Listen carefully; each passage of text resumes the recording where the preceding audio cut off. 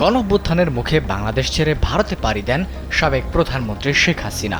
আওয়ামী লীগ সরকারের দীর্ঘ ১৬ বছরের শাসনামলের অবসান ঘটলে এরপর থেকেই বিভিন্ন রাজনৈতিক দলকে সভা সমাবেশের মাধ্যমে চাঙা হতে দেখা যাচ্ছে। বিশেষ করে একের পর এক লাগাতার কর্মসূচি পালন করছে বিএনপি।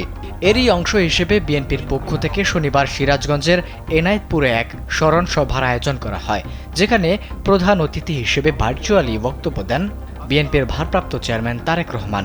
ওই স্মরণ সভায় বিএনপির ভারপ্রাপ্ত চেয়ারম্যান তারেক রহমান আওয়ামী লীগ সরকার পতন আন্দোলনের মূল কারিগর ছিলেন বলে দাবি করেন দলটির সিনিয়র যুগ্ম মহাসচিব রুহুল কবির রিজভী। তিনি বলেন, আজকে ছাত্র জনতার আন্দোলনে ফ্যাসিবাদী সরকারের পতন হয়েছে।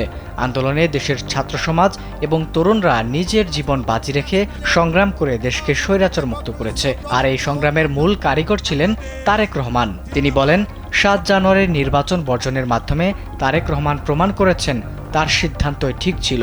সরকারের একতরফা নির্বাচনের কারণে দেশ বিদেশে আওয়ামী লীগের অবস্থান জিরোতে নেমে আসে। সম্প্রতি ভারতের গণমাধ্যমে উঠে এসেছে বিএনপিকে নির্বাচনে আনতে না পারাই ছিল আওয়ামী লীগ সরকারের সবচেয়ে বড় ভুল।